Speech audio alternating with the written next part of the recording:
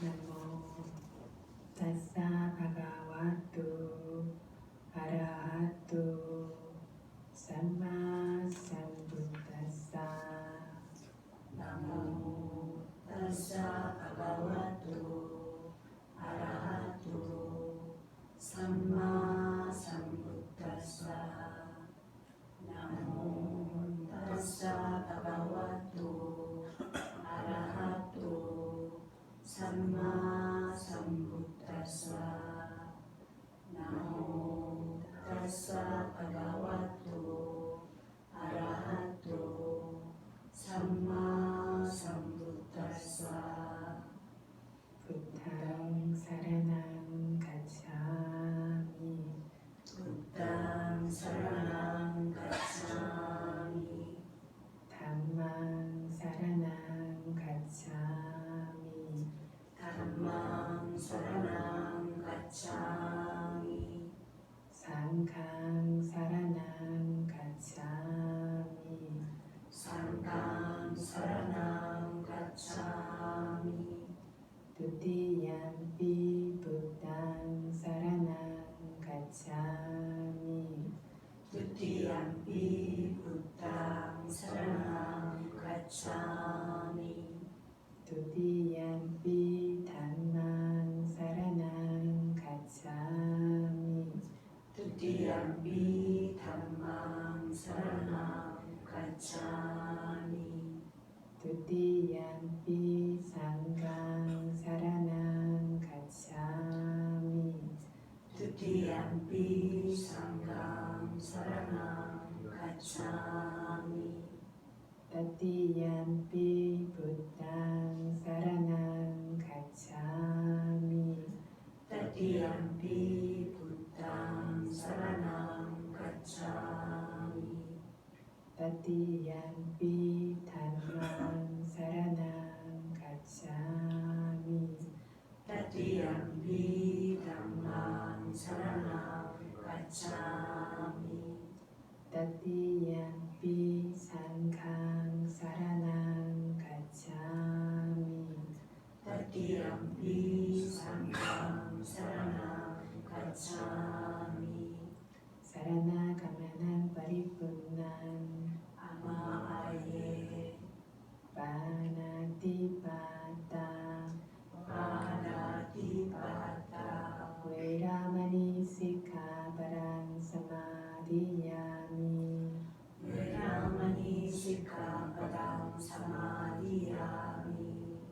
Adinādāna Adinādhāna Veramani Sikkhapadaṃ Samadhiyāmi. Veramani Sikkhapadam Samadhiyāmi.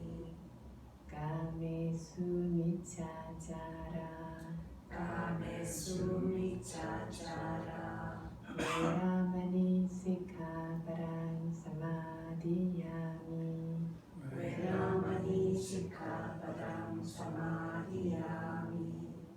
Musāvādā Musāvādā Veramani Sikkhapadaṃ Samadhiyāmi. Veramani Sikkhapadam Samadhiyāmi. Surameraya Surameraya Maccapamadatthāna Maccapamadatthāna Veramani Sikkhapadaṃ Samadhiyāmi. Veramani Sikkhapadam Samadhiyāmi. Idam me silaṃ Idam me silaṃ Makkaphalāṇyanassa Makkaphalāṇyanassa Paccayyo Paccayyo Hotu Hotu Apamadina Sampadita. Amāye.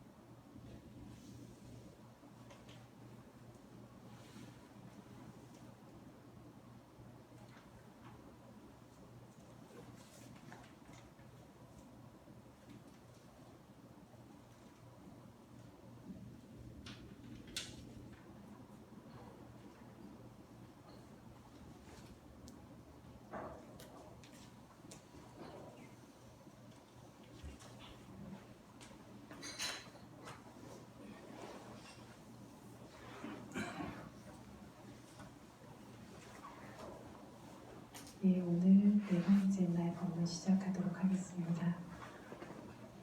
어제 기사님의 다사발라냐나 10가지 힘을신인 지혜에 대해서 이야기하다가 마친 것으로 기억합니다.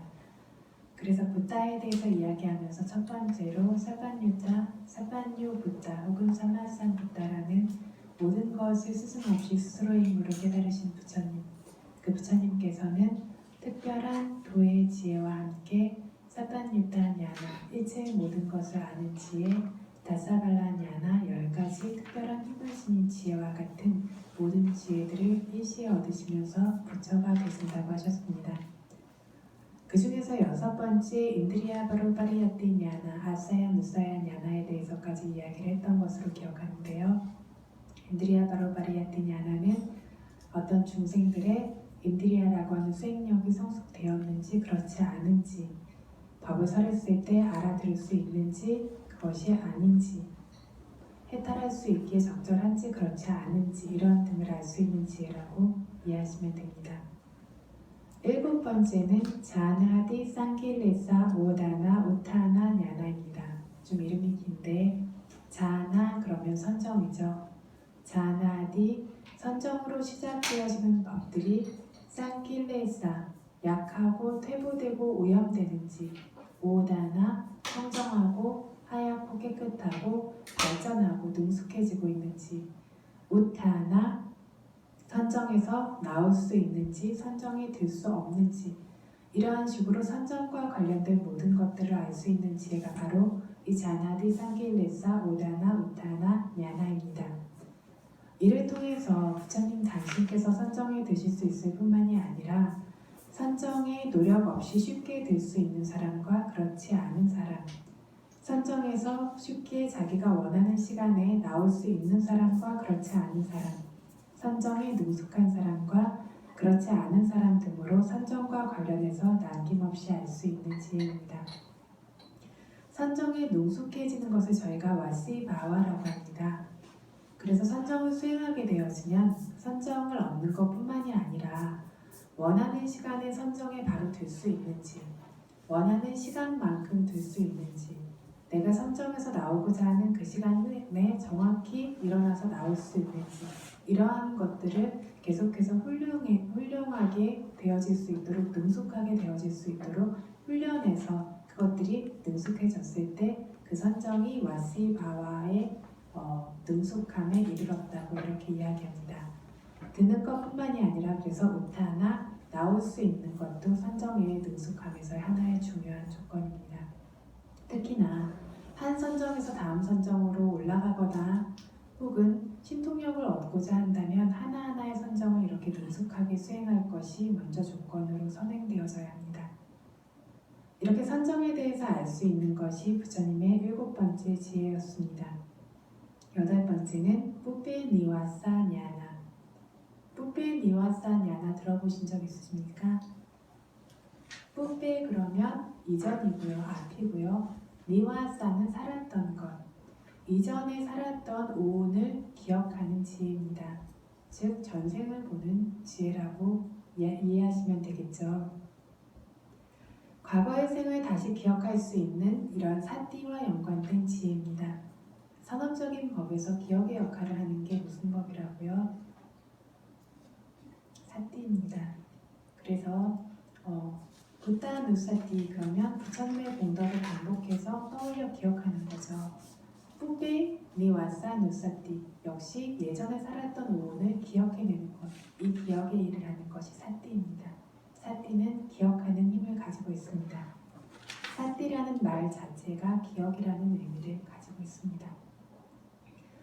전생을 기억하는 것은 불자에게만 가능한가요? 아니죠. 그래서 외도들의 경우에도 전생을 볼 수가 있고요. 그리고 외도들의 경우에도 사마타 선정 수행이 있습니다. 부처님께서 설하신 사마타 선정 수행은 40가지죠. 불법 안에서 부처님께서 알려주신 것은 40가지인데 이 이외에도 선정 수행의 방식들은 있습니다. 그래서 어떤 종교들을 보면 그 종교 안에 어떤 이런 선정과 같은 것들을 수행하는 법들이 남아있는 것을 볼 수 있고, 그 그로 인해서 여러 가지 주술적인 측면이 발달했다라든가 과거를 본다든가 이런 신기한 힘들이 생겨나는 경우도 있습니다. 그런데 이런 과거를 보는 지혜가 외도들에게 생겨나면 얼마를 볼 수 있냐면 40겁 안의 세상만을 볼 수 있습니다. 40겁까지만을 기억할 수 있습니다. 부처님의 제자들이 볼 때는 1000겁까지 기억할 수 있습니다. 그리고 마하사와카라고 하는 부처님의 제자들 중에서도 대제자들의 경우에는 10만 겁까지, 아가사와카라고 하는 상수 제자들의 경우에는 얼마일까요?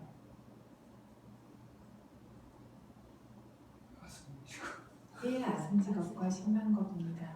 어제 말씀드렸던 것처럼 바람이를 쌓았던 시간만큼입니다. 그러면 벽지불의 경우는요? 이 아승지겁과 10만 겁까지 보실 수 있습니다. 그러면 삼만삼부타는 어떠실까요?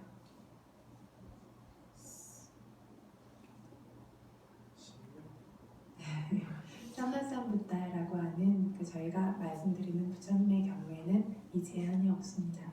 어떤 생이든 얼마나 먼 과거이든 마음이 가서 보려고 한다라면 뭐든지 보실 수 있으십니다. 그게 삼만삼부타의 특성입니다. 그래서 헤아릴 수 없는 법을 원하는 대로 보고 알 수 있는데, 이렇게 볼 때에도 선정 수행에서 숙명통 같은 전생을 보는 수행 해보신 적 없으시죠? 해보신 분 여기에는 없으시죠? 수행을 하면 어떠한 방식으로 이 숙명통을 얻기 위해서 수행을 하냐면, 먼저 중요한 거는 세간선정의 세계선정, 오선정, 그리고 무세계선정, 사선정까지가 완전히 능숙하게 이루어진 다음에야 신통력 수행을 할 수 있습니다. 하는데 어떠한 방식으로 하냐면 기억이라고 말씀드렸죠. 더듬어가는 겁니다. 그래서 제가 지금 이렇게 말하고 있는데 방금 전에는 어떤 함께 계율을 받는 어떤 수계를 했고, 그 전에는 이 앞에서 절을 했고, 그 전에는 이 방 안으로 들어왔고, 이러한 식으로 하나하나의 자세들, 자세라고 말하죠. 하나하나의 행위들, 그것들을 거슬러 가는 겁니다.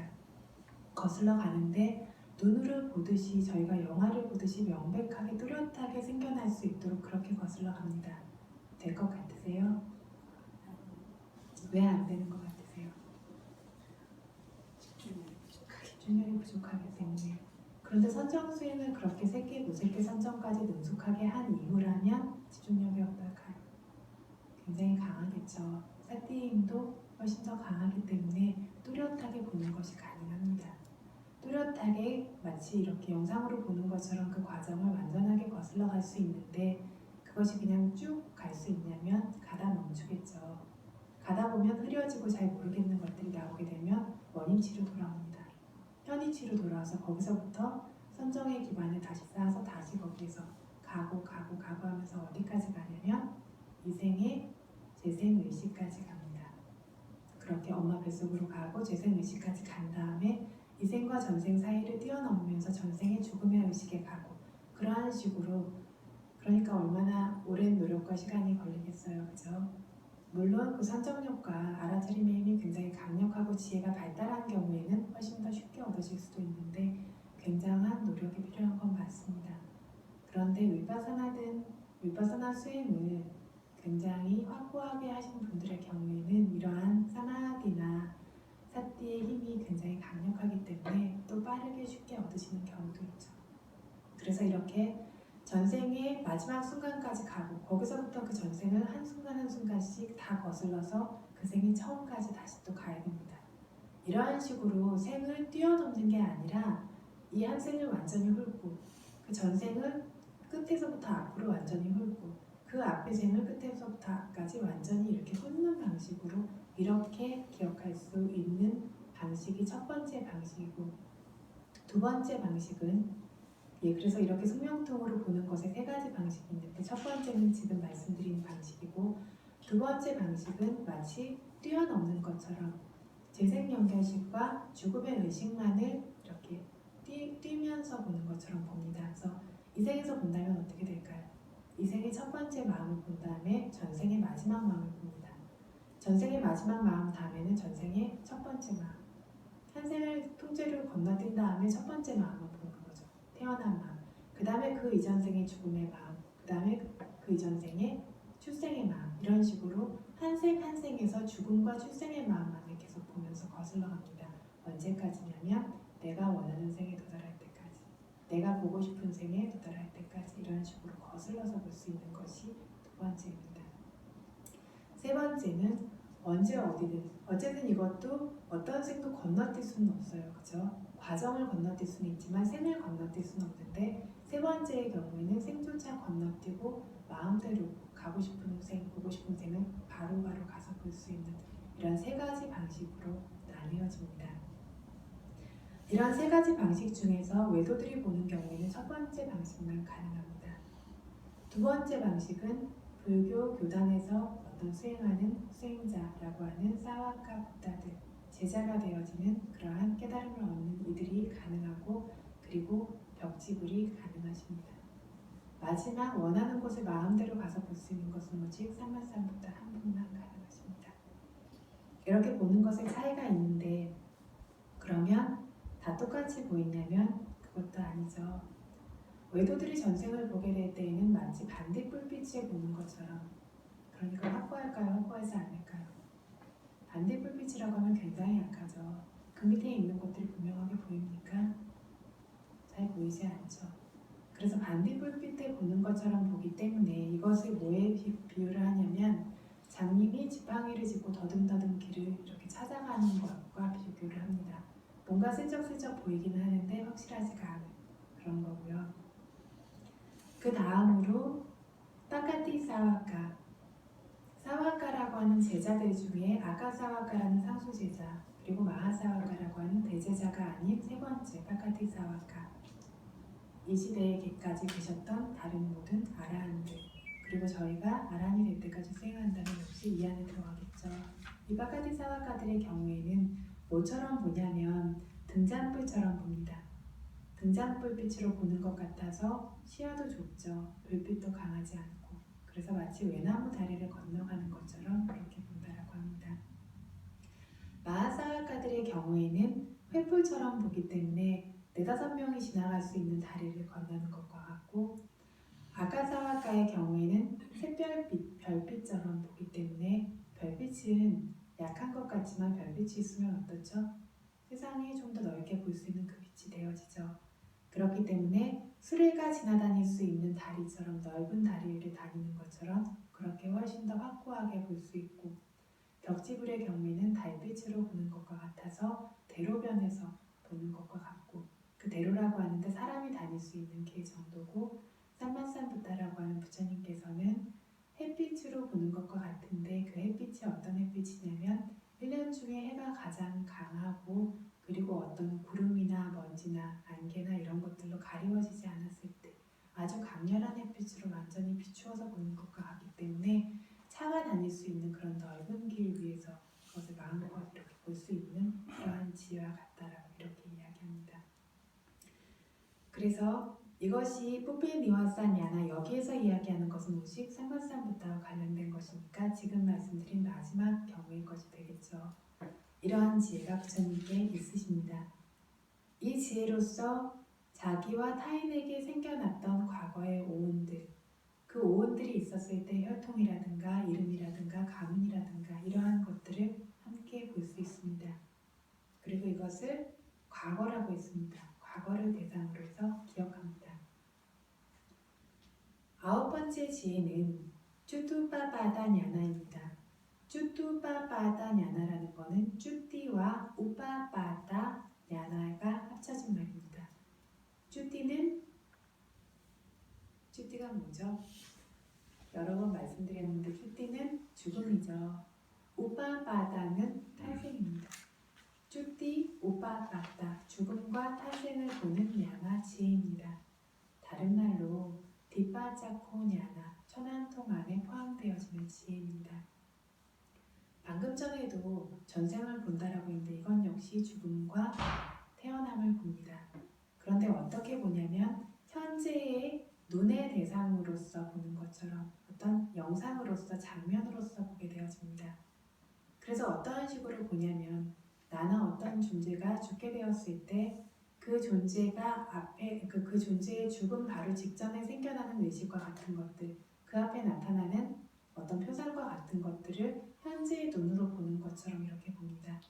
죽기 전에는 우리가 업의 표상이라든가 갈 곳의 표상이 드러나죠. 그걸 보았을 때 어디에 갈지를 유추할 수 있죠. 예를 들어서 인간으로 태어난 사람은 어머니의 자궁과 같은 어떤 붉은 살점과 같은 것이 보일 수 있다라고 했고, 천상계에 간다면 뭐 천녀라든가 천상의 어떤 무슨 궁궐 같은 거라든가 이런 것들을 보기도 하고, 지옥에 간다면 지옥불을 보기도 하고, 지옥에 고통받는 존재를 보기도 하고, 검은 개와 같은 이러한 표상을 보기도 한다라고 했습니다. 뭘 보느냐에 따라서 어디에 갈지를 알 수가 있죠. 나와 다른 중생에게 드러나는 것을 그것을 현재의 것을 보는 겁니다. 아, 어디에 가겠구나라고 알 수 있죠. 역시 태어나는 그때의 그 장면적인 대상을 또 대상으로 하기 때문에 태어나는 때 그 주변의 어떤 것들을 보고 아, 어떤 혈통인지, 뭘로 태어났는지 이러한 것들을 알 수 있겠죠. 말씀드린 것처럼 그런데 이것은 현재의 장면적인 대상만을 대상으로 합니다. 그래서 이 사람이 가문이나 미덕이나 이런 재산이나 이런 것들이 부유한지 뭐 가난한지 고귀한지 비천한지 이것을 판단해서 알 수 있는 지혜는 아닙니다. 단지 보는 것과 같은 영상으로 보는 것과 같은 것만 있고 판단해 아는 것은 뒤따라오는 마음이 압니다. 이런 식으로 아름다운지 추한지 저급한지 고귀한지 부유한지 가난한지 이러한 식으로 볼 수 있는 신통력의 지혜가 쭈두바바다 야나입니다. 10번째 지혜는 아사와 카야 야나 뭐죠?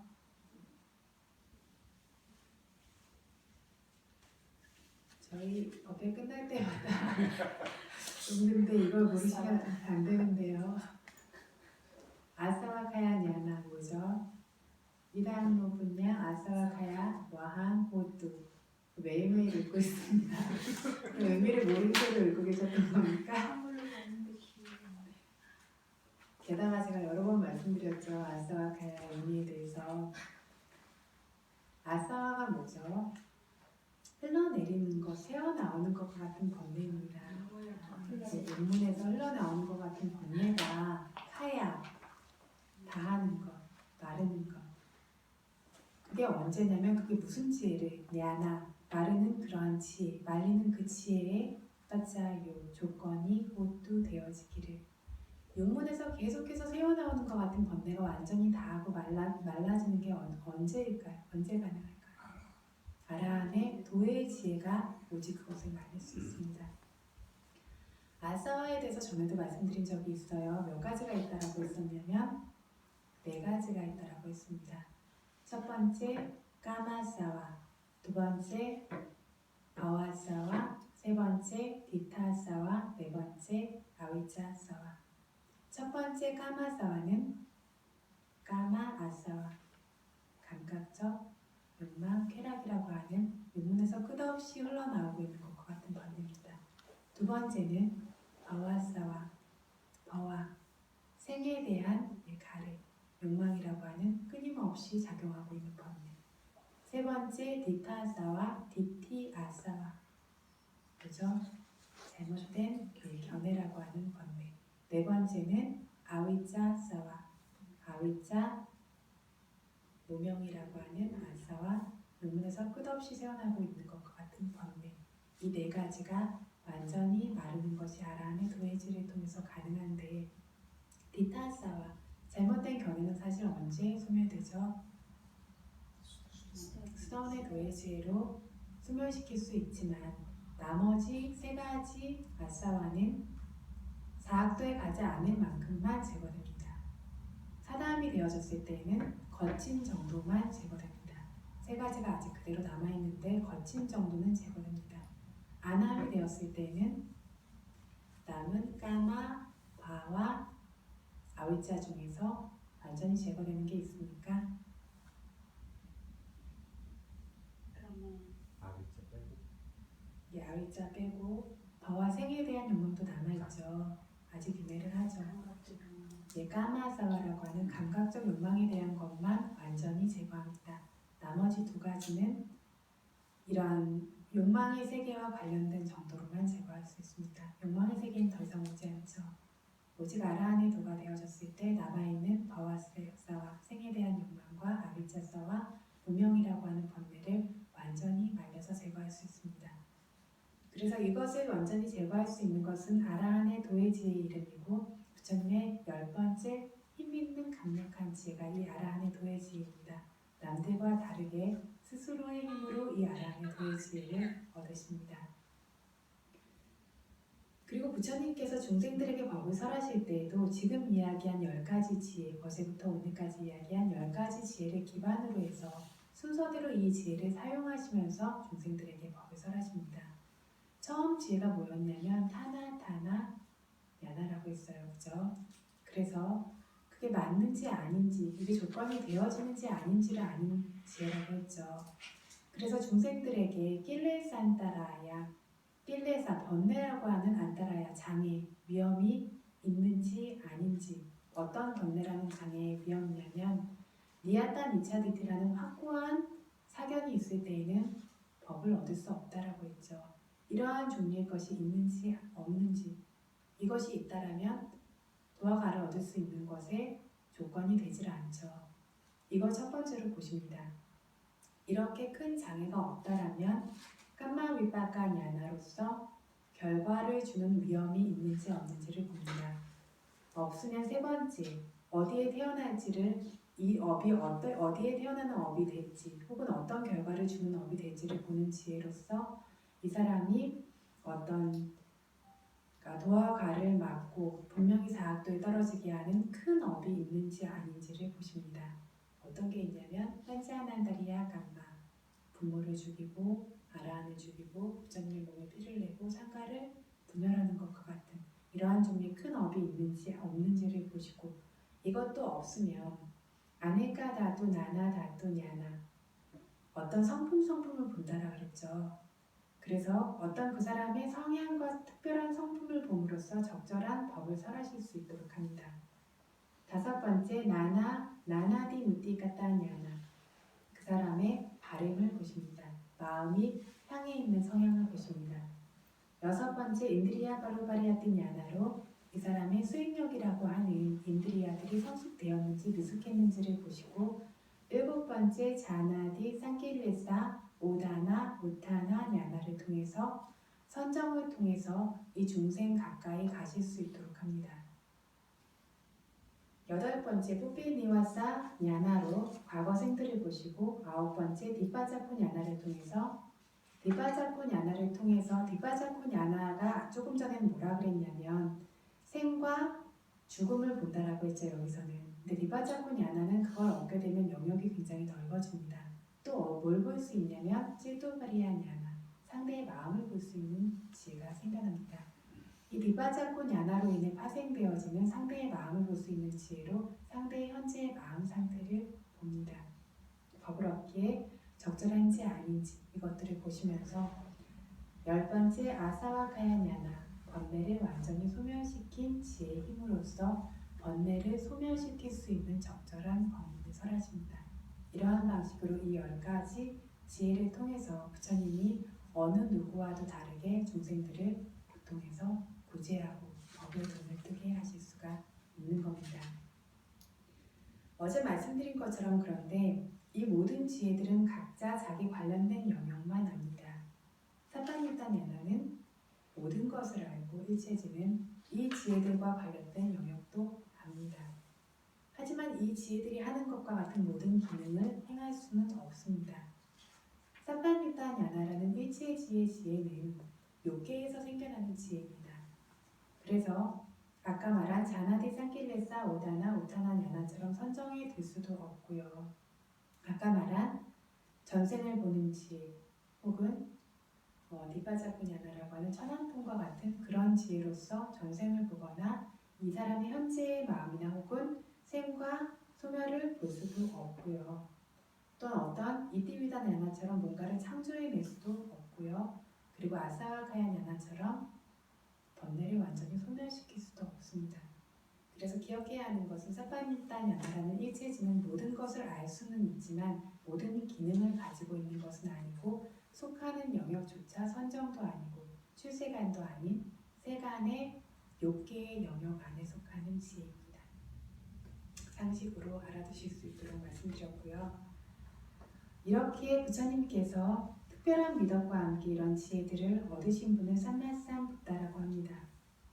두 번째 빠찌까 붓다는 이 아승직업과 신망겁이라는 기간 동안 바람이를 쌓으시는 것이 정점에 달아서 다른 이의 도움 없이 사성제를 깨달으시는데 일체지나 지금 말한 다사발란야나와 같은 야나는 없습니다.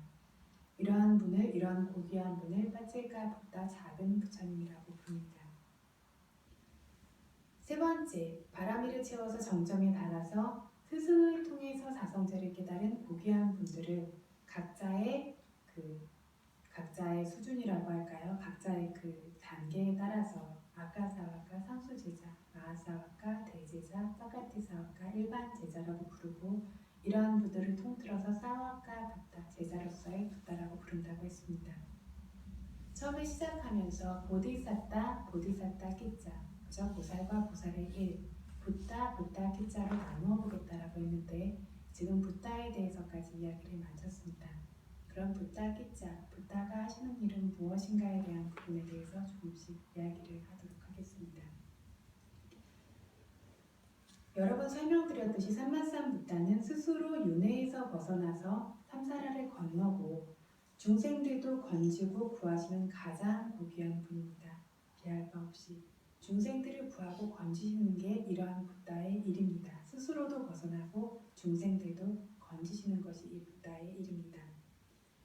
두 번째 빠찌까 붓다는 다른 이는 구할 수 없지만 자기 자신의 스스로의 힘으로 건져내시는 고귀한 분입니다. 그래서 이러한 벽지불은 삼마산 붓다라고 하는 큰 부처님이 출현하시는 동안에는 출현하시지 않습니다. 부처님이 출현하신다는 것은 부처님이 살아계셨던 붓다로서 계셨던 45년 만에 뜻하는 것은 아닙니다. 부처님의 법이 남아있는 시기라면 부처님이 출현하신 시기라고 이렇게 봅니다. 이 시기 동안에는 출현하지 않으시고 한 분 부처님의 출현과 다음 부처님 출현의 사이에만 출현합니다. 그러면 모든 세상에 모든 겁에 출현하냐면 그것도 아닙니다. 순냐 까빠라고 하는 것이 텅 비어있는 겁이라는 뜻이죠. 텅 비어있는 겁이라는 것은 부처님이 한 분도 출현하시지 않는 겁이라는 뜻인데 이러한 겁에서는 벽지불도 출현하지 않으십니다. 언제 출현하시냐면 아순냐 까빠 비어있지 않은 겁 부처님이 출현하시는 겁에서만 벽지불도 출현하십니다. 저희 지금 겁은 어떤 겁이냐면 받다, 깎다, 좋은 것, 훌륭한 것. 왜냐하면 부처님께서 5분이나 출현하시는 겁이기 때문입니다. 그래서 이렇게 부처가 출현하시는 겁에만 출현하시는 게 벽지불인데 한 부처님과 다음 부처님 출현의 사이의 기간 동안에만 출현하십니다. 그래서 부처님께서 벽지불께서 마지막으로 출현하신 벽지불께서 조남이 마땅가라고 하는 벽지불이셨는데 언제까지 계셨냐면 고타마 부처님 보살인 시타타 왕자가 태어나셨을 때까지도 살아계셨습니다. 살아계셨는데 천인들이 세상에 시타타 왕자가 태어났으니까 시타타 왕자에게 어떤 공양을 올리기 위해서 예경을 올리기 위해서 가면서 여러분 세상에 붓다가 출현하셨습니다. 가서 공양을 올립시다 라고 말씀하시는 이야기하는 것을 듣고는 세상에 붓다가 되실 분이 출현했구나. 그럼 더 이상 이 세상에 내가 머물러 있을 시기가 아니구나. 벽지불께서 살아계심으로 인해서 사람들이 선업을 쌓게 되죠. 그래서 지극한 선업의 결과를 얻게 되죠. 더 이상 근데 본인이 필요하신 시기가 아니구나 라고 해서는 어떤 대열반에 드시니까 오온을 내려놓으시는 것에 들어가십니다. 시타타 부처님께서 시타타 왕자께서 태어나서 살아계셨을 때까지도 벽지불이 살아계셨습니다. 지금도 살아계셨습니다. 아니죠. 지금도 살아계실 수 없는 게 그 시타타 왕자가 태어났다라는 것, 그러니까 삼마산 붓다가 될 보살이 태어났다라는 걸 알고는 스스로 내려놓으시죠. 내려놓으신 것처럼 이 한 부처님의 불단이라고 하는 부처가 출현했다라고 하는 말이 이 불법이 남아있는 것 뜻합니다. 남아있는 순간에 계시지 않습니다. 이것이 사라진 다음에 다음 부처님이 출현하실 사이에 출현하시겠죠. 이번 세상에서는 고타마 부처님 다음에 아리미타야라고 하는 부처님이 출연하시게 되어 있습니다. 5분의 부처님 중에서 고타마 부처님은 4번째 부처님이셨죠. 한 분의 부처님이 아직 출연하시게 되어 있기 때문에 이 불법이 완전히 사라지고 다음 부처님께서 출연하시기 전 시기에 또 다른 벽지 부분들이 많이 나오실 수 있습니다.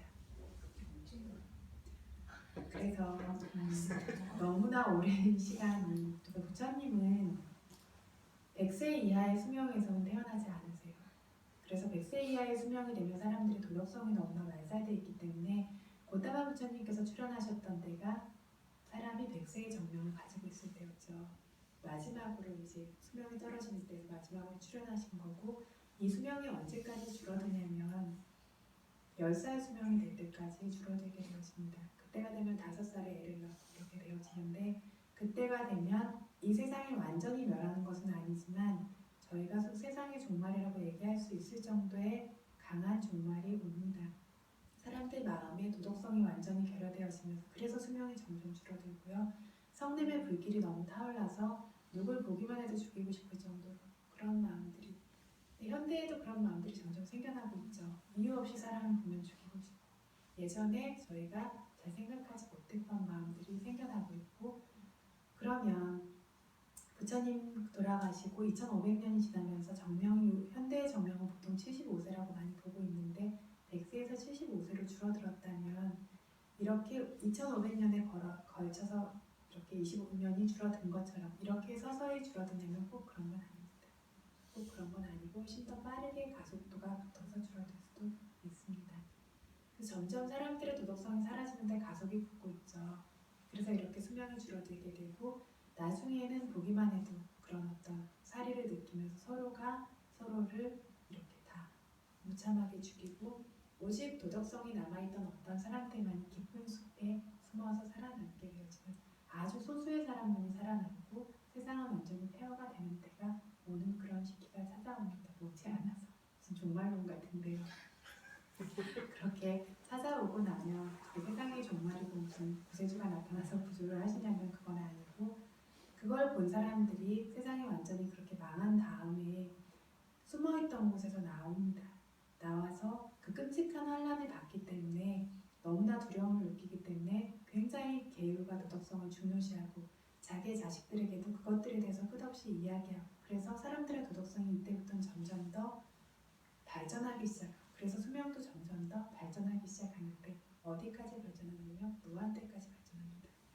그러면 얼마나 오랜 세월이 걸릴까요? 이렇게 사람들의 수명이 굉장히 길어질 때는 병도 없어요.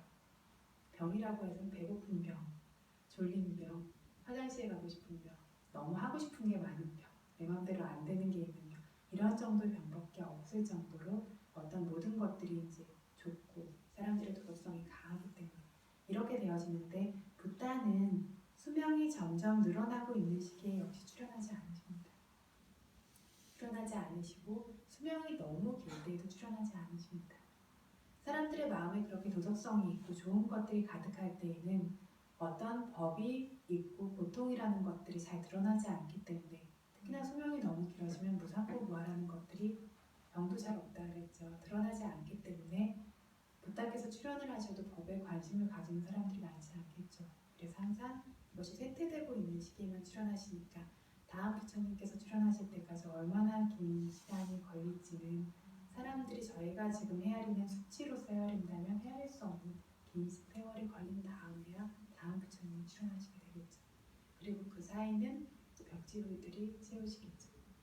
저희는 너무 운 좋게 부처님의 어떤 출연 시기를 만났고, 이 시기가 아직은 그래도 저희가 법을 깨달을 수 있는 그런 시기들이 남아있고, 이것도 말법 세대가 점점 되어져서 불법이 사라질 때쯤이 되면 개울 정도밖에 남아있지 않죠. 그런데 아직은 수행을 해서 깨달음을 얻을 수 있는 그 시기가 남아있는 시기에 저희가 있습니다.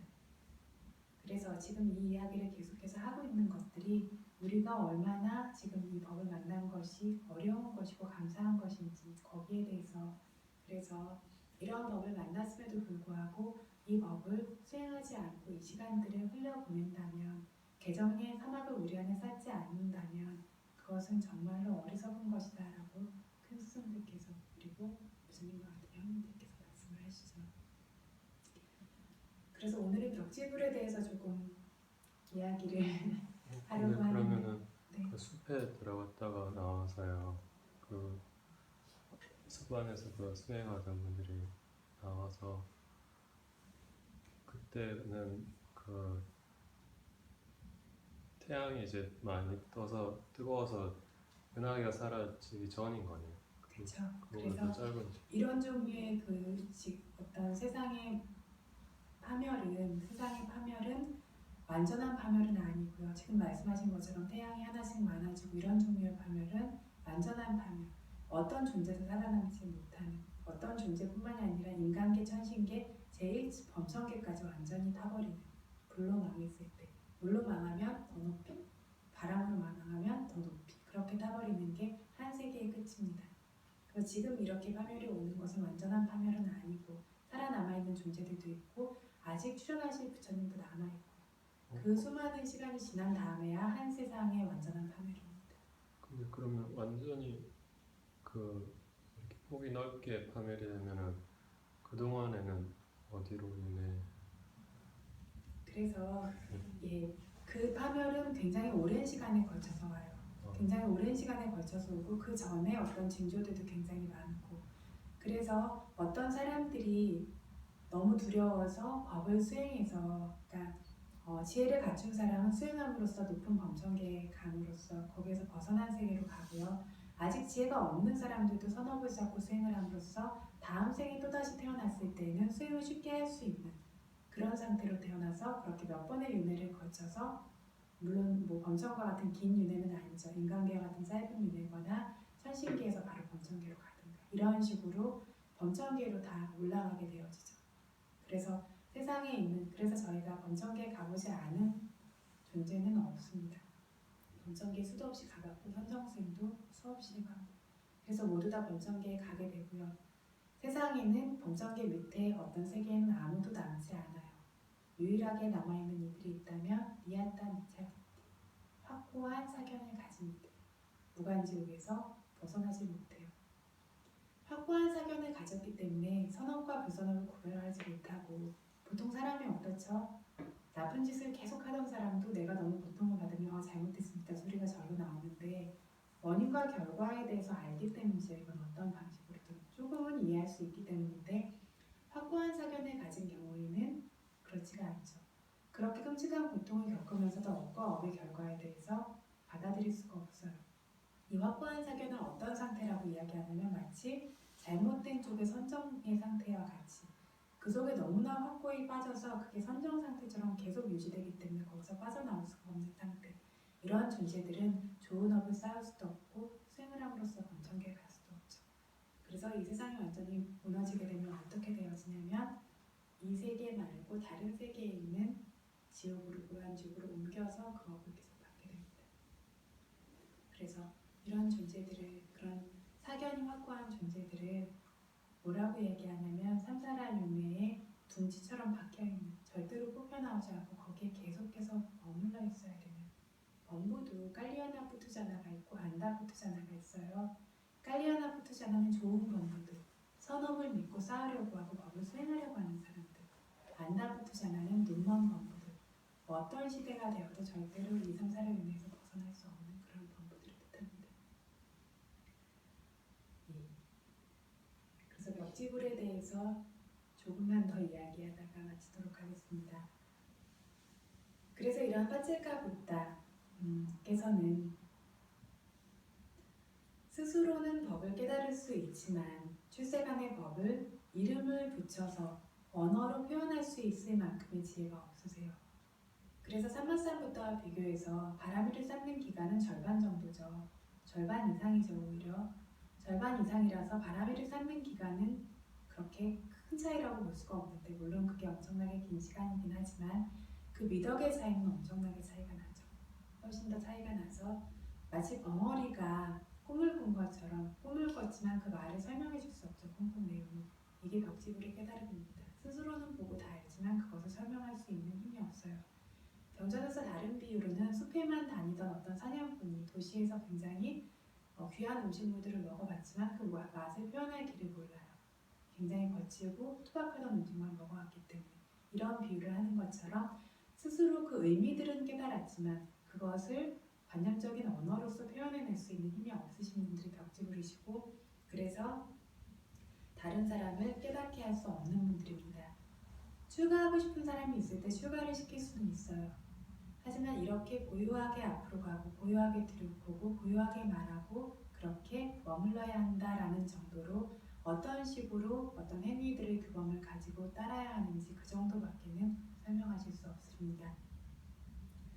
이렇게 수행의 도리 정도만을 가르쳐 주실 수 있고 부처님께서 하셨던 것처럼 물질과 정신이라든가 삼법인이라든가 이러한 정도의 개념으로서 출세간의 도로 이끄실 수는 없으시고 심지어 포사를 행하실 때에도 마음이 번뇌로부터 점점 멀어지고 가벼워지고 그러니까 적어져야 한다. 물러나지 않고 노력해야 한다라는 정도의 법을 설하실 수 있거나 아니면 오늘이 포사일입니다 라는 정도의 말만 설하시지 그 이상의 것들을 설하실 수가 없는 게 벽지불이십니다.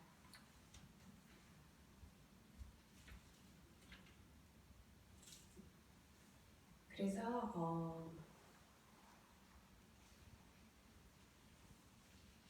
그리고 이제 벽지불께서는 부처님께서는 어디에서 마지막 생에 태어나시냐면 저희가 지금 인도로 보고 있는 마치마 대사 그 세상의 중심이 되어지는 지역에서만 마지막 생에 태어나시죠.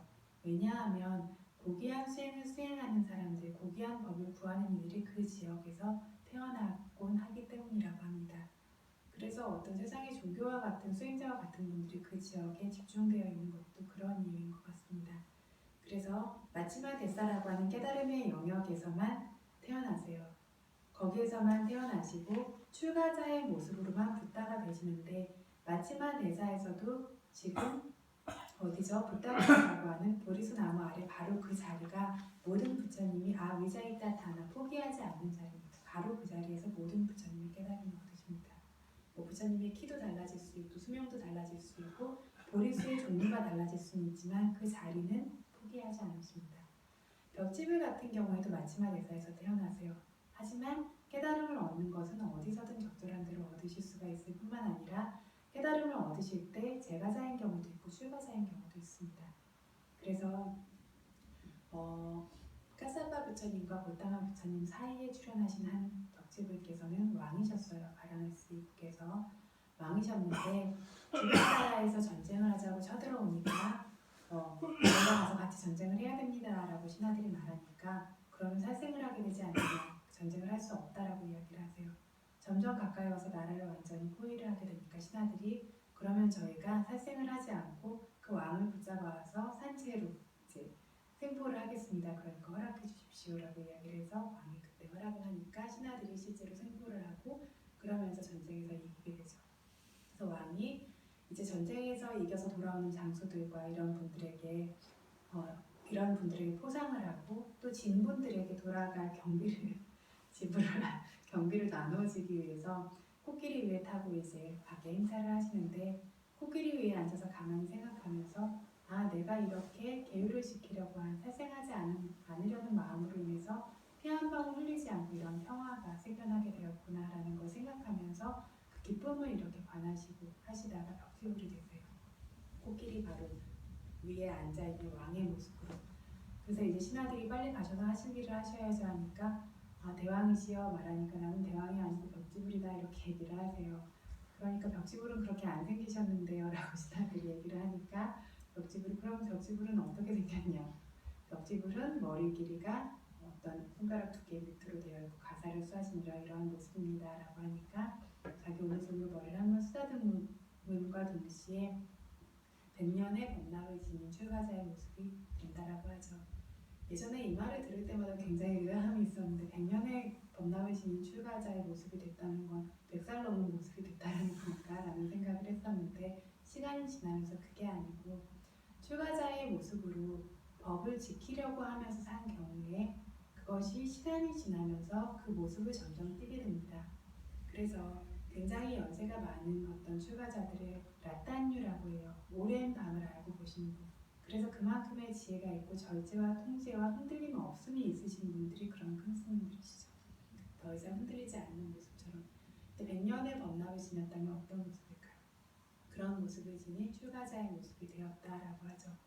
이래서 코끼리 등 위에서 제가자의 모습으로 벽지불이 되는 경우도 있었고, 또 역시 고타마 부처님 이전에 있었던 벽지불인데, 고타마 부처님 대신 보살의 아들이었던 경우에는 나이가 들어서 학문을 배우는데 12년 동안 배워야 될 학문은 3, 4개월 동안 다 배워버립니다. 그리고 배워야 할 모든 학문을 배웠는데 가만히 지켜보니까 자기가 배운 학문이 시작과 중간에 있는데 끝이 없는 거죠. 세간의 학문이라는 게 그렇죠. 끝이 없죠. 끝이 없으니까 완성이 없구나. 이걸 더 배워야 되겠다라고 해서 한 벽지불을 보고 저분에게 이제 가르침을 청해야겠다라고 하니까 출가시켜야만 가르쳐준다라고 해서는 출가를 시키시죠. 그래서 출가자로 살면서 그 안에서 이제 지내시면서 바람일이 성숙되었을 때 역시 벽지불이 되십니다. 이 경우에는 출가자로서 벽지불이 된 경우죠. 벽지불은 이렇게 다양한 모습으로 벽지불이 되실 수 있고, 한 분의 벽지불만 계신 게 아니라 여러분이 동시에 출연하실 수 있습니다. 이것이 벽지불들의 성품입니다. 그래서 중생들의 바람에 따라서 삼면산 부타께서 다양한 법을 설하셨다면 벽지불은 법을 거의 설하시지 않는 것도 삼면산 부타와의 차이점인데, 고타마 부처님께서는 수명이 짧은 시기에 태어나셨죠. 그랬기 때문에 설해야 할 모든 법은 설하셨지만 그 법의 무더기가 84,000 무더기 뿐이었습니다. 그런데 수명이 긴 부처님은 더 많은 무더기를 설하실 수도 있습니다. 벽지불의 경우에는 이치땅, 빠치땅, 또샹, 이게 무슨 뜻이냐면 이것으로 시작되어지는 두 가지 개송이 있어요. 제가 가끔 어떤 선언을 오시는 분들에게 서원을 세워주는 그 바로 개송인데 무슨 뜻이냐면 당신이 원하고 바라는 모든 바른 서원들이, 바른 생각들이 보름달처럼 원만하게 부족되어지기를이라고 하는 개송입니다. 그래서 이런 서원의 개송 두 가지만의 벽지불들이 설하십니다. 벽지불께서 설하시는 법은 이것이 전부입니다. 계율을 주는 것과 이 서원을 해주시는 것 이외의 법을 설하실 수 있는 힘이 없습니다. 그러다 보니까 삼만삼부타의 법을 듣는 사람들은 인간계, 천인계라고 하는 범천계라고 하는 곳에서 얻을 수 있는 모든 행복과 구족을 얻을 수 있을 뿐만 아니라 출세간의 구족이라고 하는 도화과를 성취하는 것도 가능하지만, 벽지불의 법을 듣는 이들은 인간계와 천인계라고 하는 세간의 영역에서의 구족밖에는 얻을 수가 없습니다. 그럼 벽지불하고 아라한하고의 지혜는 어떻게 되는 거예요? 벽지불의 지혜가 비할 바 없이 훨씬 우월하죠. 훨씬 우월하고, 그래서 아직 나오지 않았는데 사와카 부타라고 하는 어떤 일반적인, 그러니까 부타가 아닌 아라한들께서는, 그러면 예를 들면 사리부타께서는 아사지 존자의 개송을 듣고 수단이 되셨죠. 그러면 이런 사와카 부타라는 제자의 부타들도 자기만 구해짐을 당하는 것이 아니라, 구조되는 것이 아니라 역시 구조할 수 있는 게 아닌가라고 생각할 수 있죠. 근데 그러냐면 사와카 부타라고 하는 일반적인 아라한들 혹은 저희들이 법을 설한다라고 해도 이 모든 것은 부처님으로부터 기인하죠. 부처님을 통해서 온 것이고 그 모든 법을 설하는 방식이 부처님에서 온 것이기 때문에 저희가 구한다라고 말할 수가 없죠. 부처님께서 구하시는 거죠. 하지만 그런 사와카 부타라는 일반적인 제자들의 법을 듣고도 도화과 열반을 이룰 수는 있죠. 벽지불의 법을 듣고는 이룰 수 없지만 사와카 부타는 부처님의 법을 들어서 기억해서 그것을 설할 수 있기 때문에, 언어로서 표현할 수 있기 때문에 도화과 열반이라는 출세간의 이익까지 듣는 사람이 얻을 수 있습니다.